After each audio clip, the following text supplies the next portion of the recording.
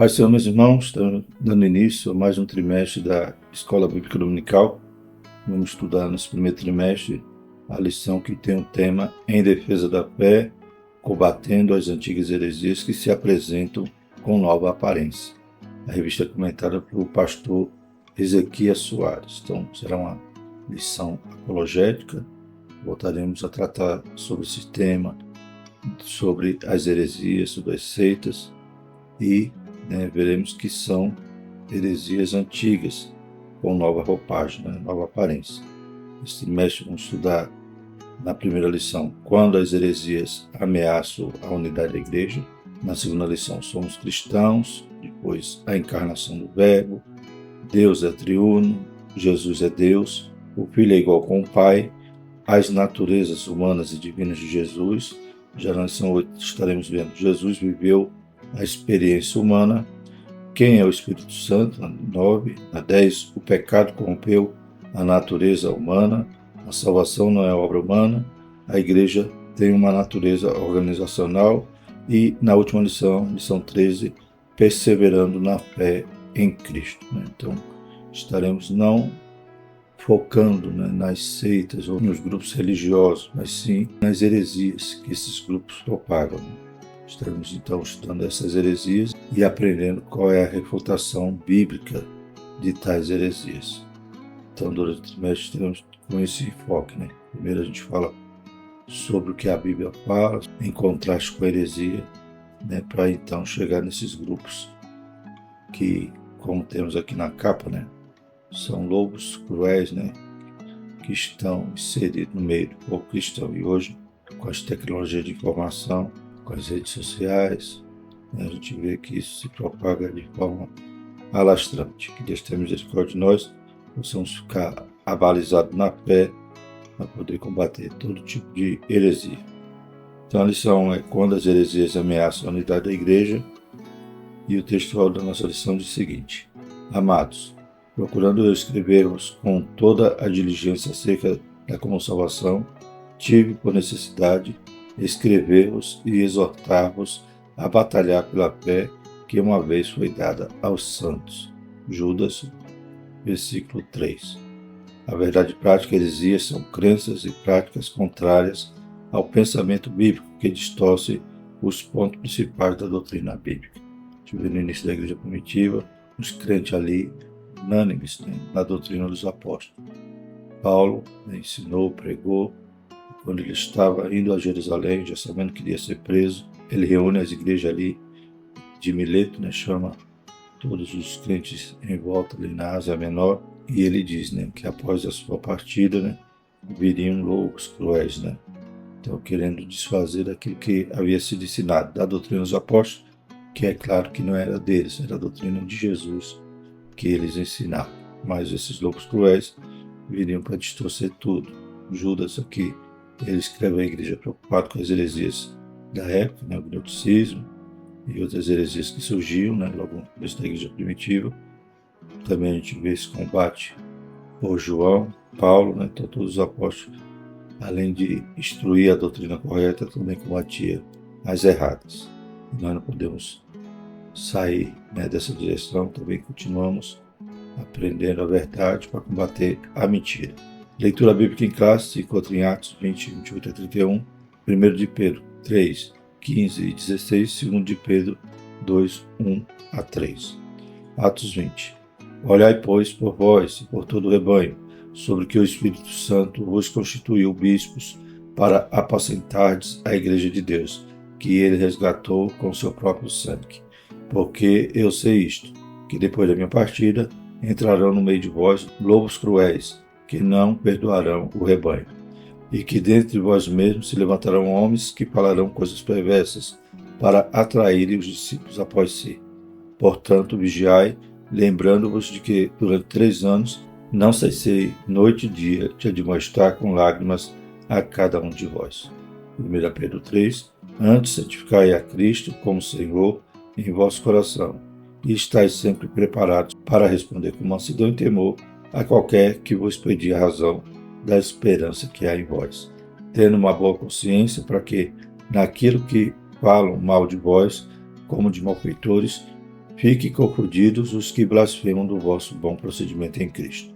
Segundo de Pedro 2, também houve entre o povo falsos profetas, como entre vós haverá também falsos doutores, que introduzirão encobertamente heresias de perdição e negarão o Senhor que os resgatou, trazendo sobre si mesmo repetindo a perdição. E muitos seguirão as suas dissoluções, pelos quais será blasfemado o caminho da verdade.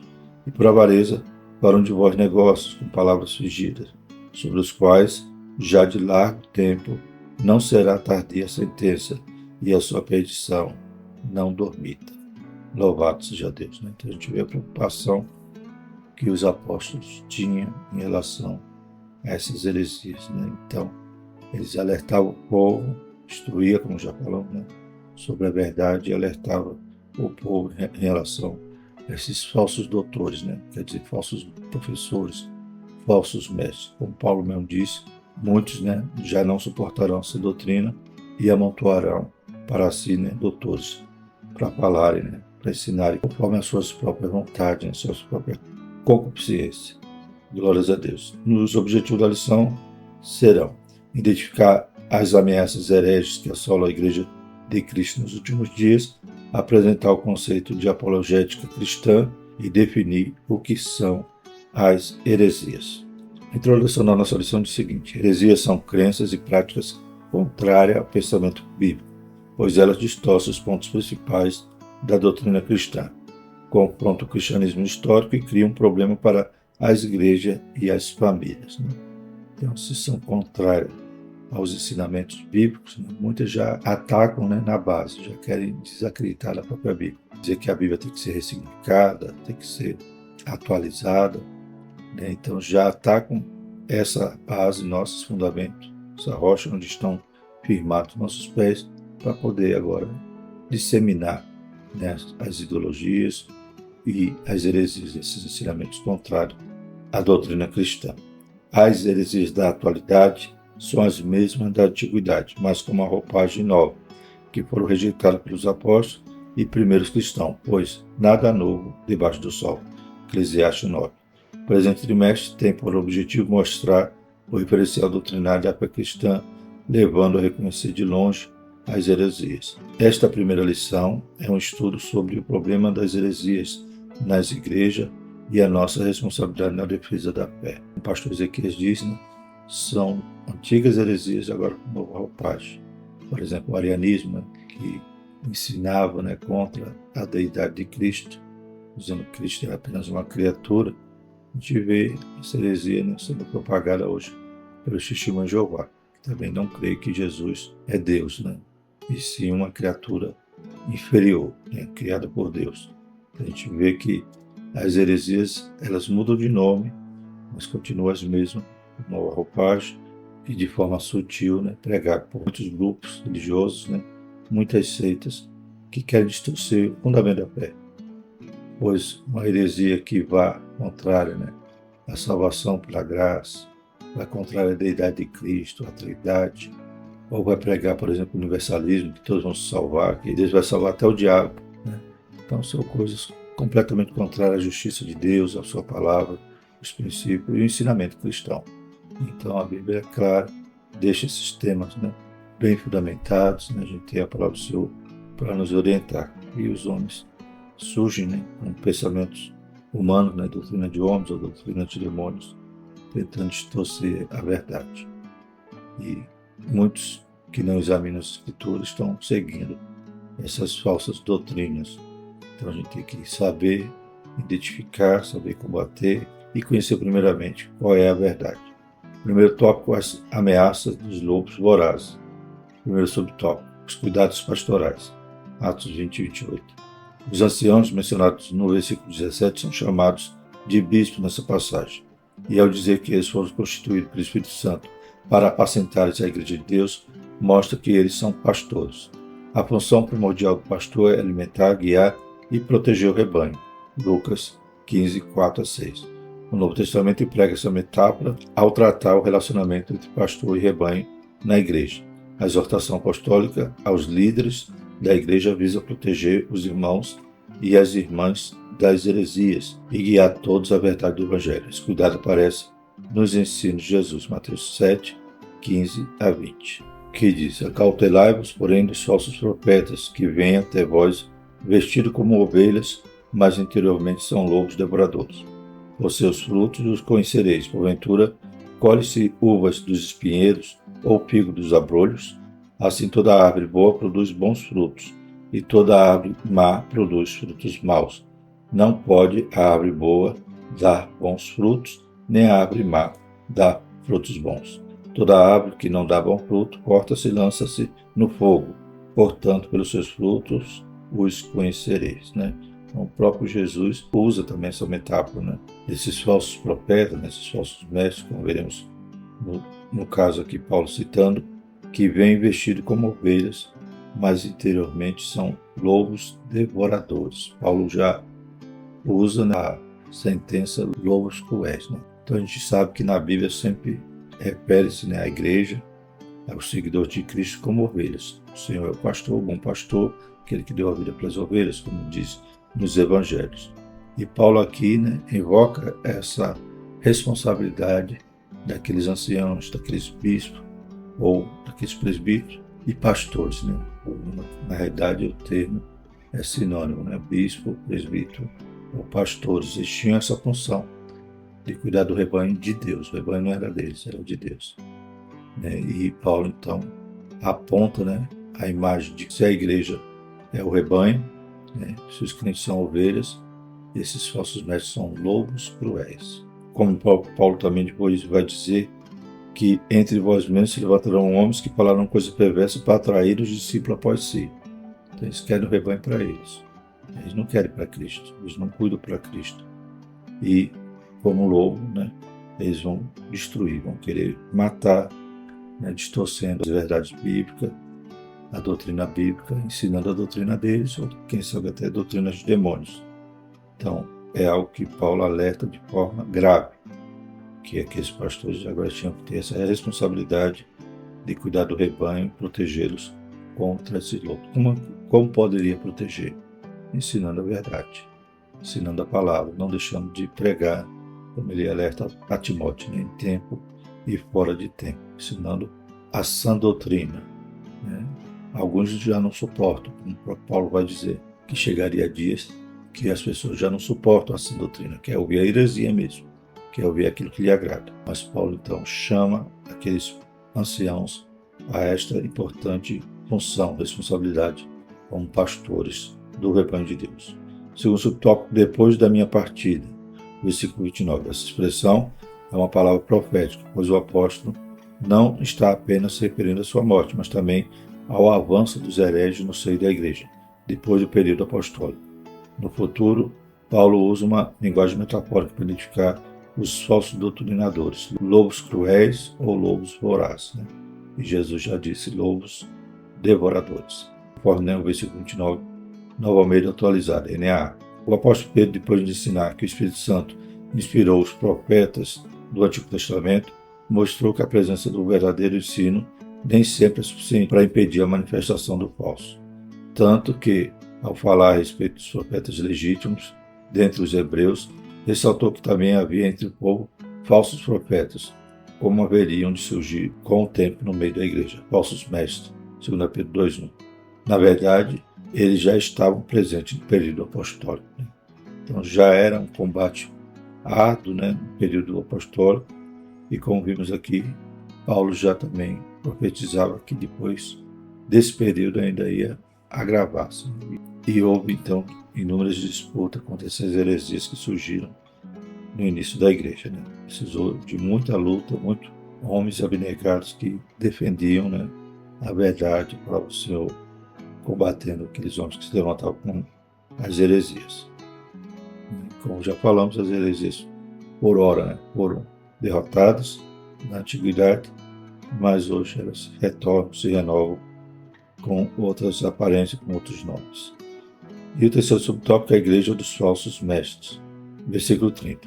Dois pontos surpreendentes nessa parte do discurso nos chamam a atenção. Primeiro, os lobos vorazes surgem de dentro da própria igreja, dentre vós mesmos. Segundo, se levantarão homens que falarão coisas perversas para atrair os discípulos após si. Os discípulos deles ainda estão por aí. Entre eles estão os que posicionam acima da Escritura, os quais, sem o menor pudor espiritual, usam redes sociais para corrigir a Bíblia e discordar abertamente dos profetas e dos apóstolos bíblicos. Então hoje existem muitos ensinos assim, contrário à palavra de Deus. Tem teólogos, por exemplo, que diz que a doutrina de Paulo é diferente da de Cristo. Então a chave hermenêutica é Cristo, quer dizer, eles acabam anulando todo o restante da Escritura e com isso, fatiando ou mutilando a palavra de Deus e vai desfazer de ensinamentos fundamentais da nossa fé. Como já falei, a doutrina dos apóstolos, que a igreja primitiva era perseverante, é a doutrina de Cristo. O que os apóstolos ensinavam? Aquilo que aprenderam aos pés de Cristo. Inclusive Paulo, que teve um encontro pessoal com Cristo, no caminho de Damasco. Depois o próprio Paulo vai dizer que Jesus lhe deu muitos outros ensinamentos. Inclusive a escritura que usamos hoje na Santa Ceia é Paulo que nos ensina, sem que ele sequer tivesse presenciado a Santa Ceia. Mas ele diz, recebi do Senhor que assim também vos ensinei. E na noite que Jesus foi traído, então, Paulo recebeu diretamente do Senhor. Então a gente vê que a doutrina dos apóstolos não concorre e não diverge da doutrina de Cristo, como vimos agora há pouco. O próprio Jesus alertando contra os lobos devoradores e Paulo agora alertando sobre esses lobos cruéis.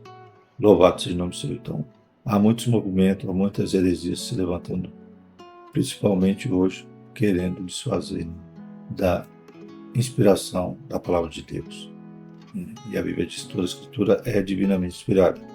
Então eles querem mutilar a palavra de Deus para tirar qualquer ensino, por exemplo, contra o homossexualismo, em relação à santidade, então vai seminando a palavra do Senhor, criando uma escritura ao gosto deles. Já não suportam a sã doutrina e preferem ouvir a mentira. Há aqueles que encabeçam essa doutrina, são esses discípulos, esses falsos mestres, e há o povo que vai atrás por não examinar a Escritura, por achar aquela palavra mais doce, pois vem de encontro à sua maneira de viver vã, que não quer deixar e que esses falsos mestres passam a mão na cabeça, dizendo que a palavra que está errada não é o pecador, é a palavra de Deus que está errada, precisa ser reinterpretada ou atualizada ou ressignificada. Que Deus tenha misericórdia. O segundo tópico, o que é apologética? O primeiro subtópico, definição.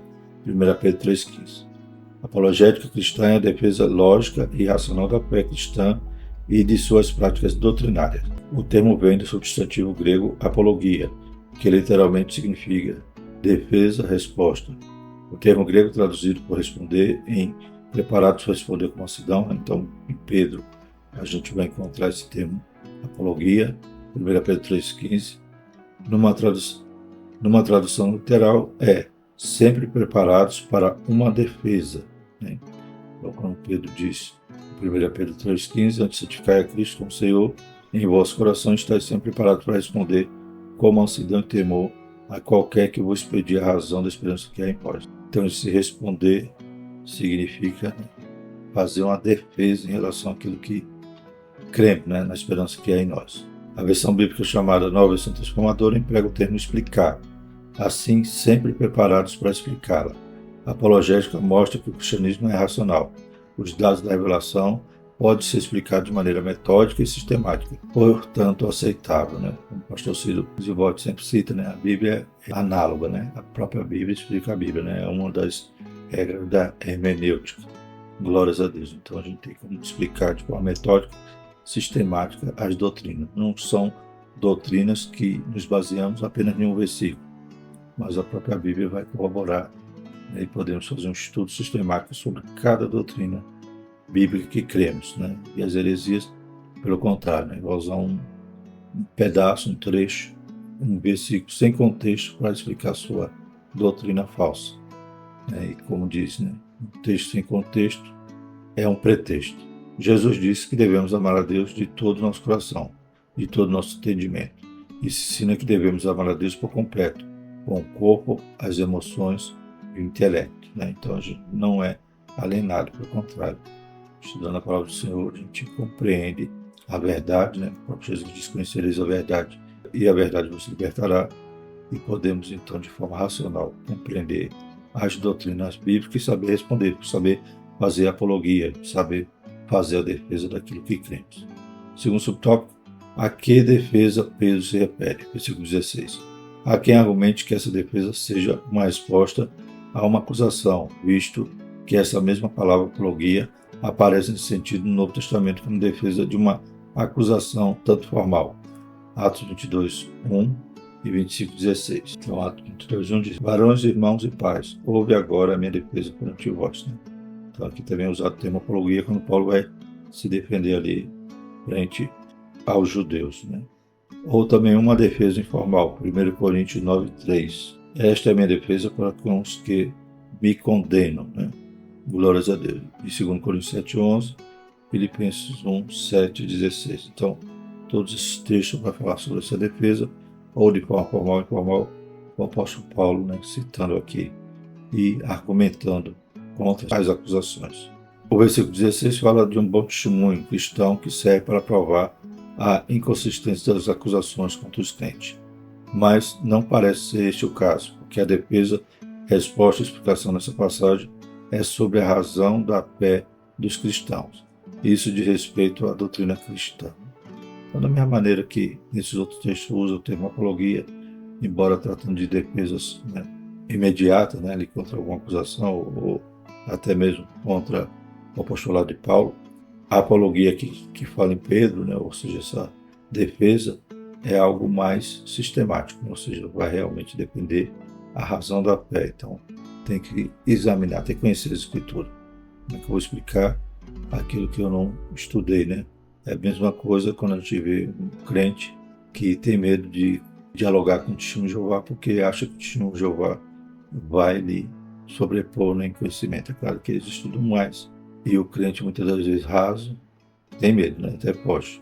Então a gente tem que estudar a palavra do Senhor, tem que ser um aluno de escola dominical, um frequentador de cultos de ensinamento para poder estar preparado para a qualquer momento defender a razão da nossa fé. Ainda que Pedro esteja se referindo à resposta a uma acusação formal no ambiente hostil, não deixa de ser uma oportunidade para a defesa da fé cristã, como aconteceu com o apóstolo Paulo diante de Festo, Atos 26, 24 e 25, e de Agripa na mesma audiência, Atos 26, 27 e 29. Então, Paulo também aproveita aquele momento para pregar, para ensinar a fé e para defender a sua fé. E é claro que também devemos evitar discussões intermináveis, Pois se o nosso acusador já tem a sua posição formada, raramente vamos conseguir convencê-lo. A gente explica a razão da nossa fé e deixa com o Espírito Santo já, aleluia, aquela palavra poder germinar naquele coração duro. Glórias a Deus, mas a gente não vai ficar ali debatendo de forma interminável um assunto. A gente fala aquilo que cremos, como Paulo fazia, mas não temos como convencer ninguém. Quem convence é o Espírito Santo. Por que devemos combater as heresias? Versículo 16, capítulo 3. Letra A. Para a defesa própria, 1 Timóteo 4,16, que diz: tem cuidado de ti mesmo e da doutrina. Persevera nessas coisas, porque fazendo isso te salvarás, tanto a ti mesmo como aos que te ouvem. Então, é uma defesa própria, ou seja, além de eu estar dependendo para apresentar minha fé àquele que está me ouvindo, eu estou confirmando aquilo que creio, Então, defesa própria. Os cristãos devem estar informados daquilo que os vários grupos ensinam e saber a forma de refutá-la biblicamente. Letra B. Para ajudar os outros na compreensão da própria fé, principalmente os que rejeitam pontos fundamentais da fé cristã e muitas vezes de forma inconsciente, pois sabemos que existem muitas pessoas sinceras as quais buscam servir a Deus e precisam conhecer a sua palavra. Então, a gente também nessa defesa estamos ensinando a palavra e buscando trazer aqueles que estão de forma, infelizmente, sincera, seguindo os caminhos, que eles compreendam a verdade. Esse debate sobre as crenças deve ocorrer de maneira respeitosa e com argumentos e fundamentação bíblica, respondendo às objeções contra a fé cristã.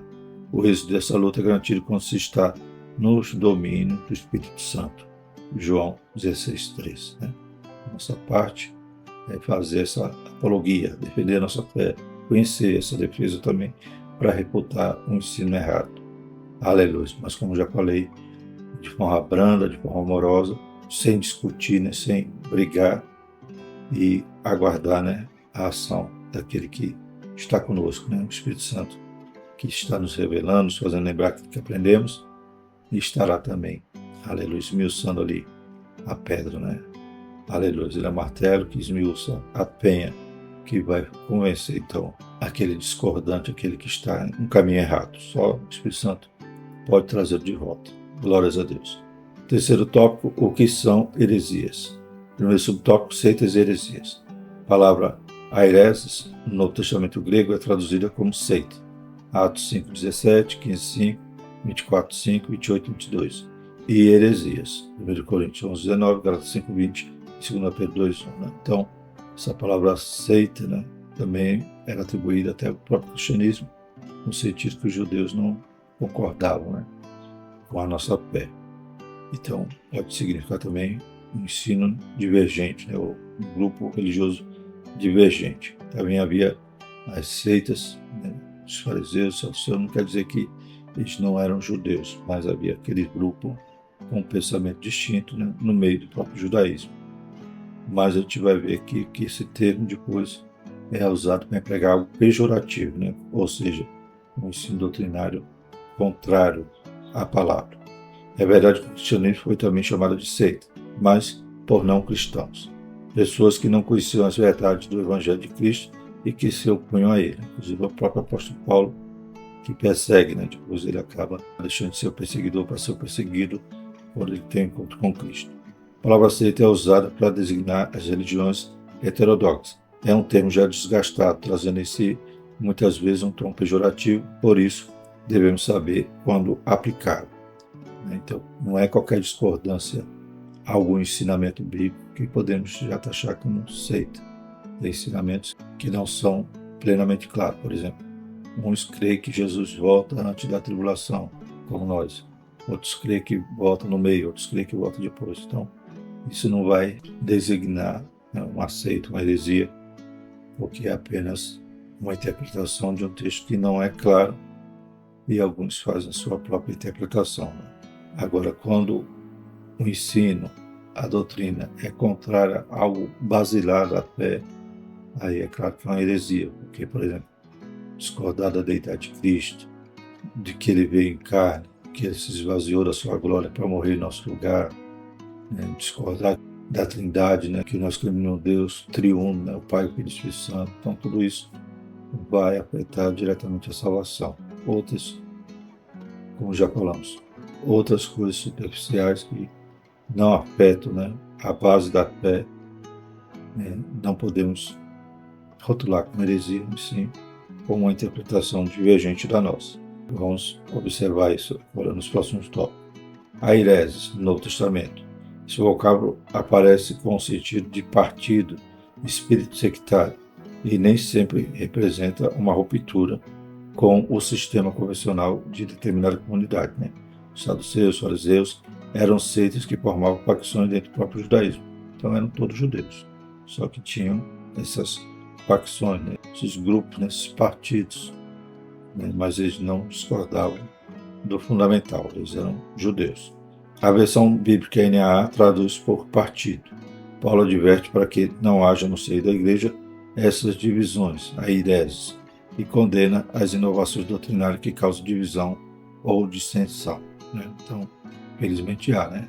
Como já falei, há esses partidos, ou seja, crentes que creem de uma forma, outros creem de outra, não discordando do texto, né? Porque o texto é de difícil compreensão. Mas, como já falamos, quando passa a discordar de algo básico da fé, que nos dá a unidade da nossa fé, né? Presbiteriano, batista, assembleiano, então, quando distorce dessa unidade da doutrina central da fé, aí já passa a ser uma seita, uma heresia mesmo, não só um partido como vimos aqui. Heresias de perdição. É nessa passagem que a hereses apresenta o sentido de erro doutrinário como a heresia propriamente dita no campo teológico, que nós conhecemos hoje. As heresias distorcem os pontos principais da doutrina cristã, no que diz respeito a Deus, Trindade, o Senhor Jesus Cristo, o Espírito Santo, e ao ser humano, natureza, pecado, salvação, origem e destino, aos anjos, à igreja, às escrituras sagradas. O mais grave erro é quando diz respeito à divindade e interfere na salvação, pois não existe salvação sem Jesus, né? Então, quando o ensino distorce esse princípio da nossa fé, né? Então são essas heresias de perdição que vai levar a pessoa para o erro, para o pecado, ela vai acabar. Então, crendo em um Jesus diferente, em um Deus diferente do que a Bíblia nos ensina, né? Ou, como vamos estudar no trimestre, né? Acaba até anexando outros textos com autoridade igual ou superior à Bíblia, né? Também se torna uma heresia, porque se você acrescenta, né? A própria Bíblia diz que nós não podemos nem tirar nem acrescentar. Quando se acrescenta um livro com a minha autoridade, uma pessoa com a minha autoridade da fé, você vai desacreditar de um, vai começar a acreditar no outro, que vai distorcer então o ensinamento verdadeiro sobre fé, sobre salvação, sobre a natureza do homem, natureza de Deus. Aí é uma heresia de perdição, como diz aqui no texto que lemos bem claro, 2 Pedro 2:1. E também houve entre o povo falsos profetas, como entre vós haverá também falsos doutores, que introduzirão cobertamente heresias de perdição, e negarão o Senhor que os resgatou, trazendo sobre si mesmo repetindo a perdição. Né? A gente vê os apóstolos preocupados com essas heresias de perdição, que até hoje, como veremos durante os estudos, no trimestre, existe, se propagam com essas novas roupagens. Então vemos, por exemplo, que no Antigo Testamento já havia isso, né? Só os profetas que desvirtuavam o caminho do povo. Né? Enquanto o profeta verdadeiro dizia para buscar a santidade, para se arrepender, para não ser idólatra, os falsos profetas levavam o povo para a idolatria, para o pecado. Não muda hoje. Também muitos estão fazendo isso através dessas heresias de perdição que estaremos estudando durante o trimestre. Hoje é só um panorama sobre o tema, só para introduzir, né, o que estaremos estudando nas próximas lições. Conclusão. Os apóstolos responderam aos opositores da fé cristã e lançaram a base da nossa teologia. Todos os escritos do Novo Testamento mostram essa luta acirrada contra as falsas doutrinas. É, pois, tarefa da igreja atual batalhar pela fé que uma vez foi dada aos santos. Finalizamos com a seguinte pergunta para reflexão. Estamos a fazer pela verdade o que esses agentes da heresia fazem pela mentira? Deus tenha misericórdia de nós.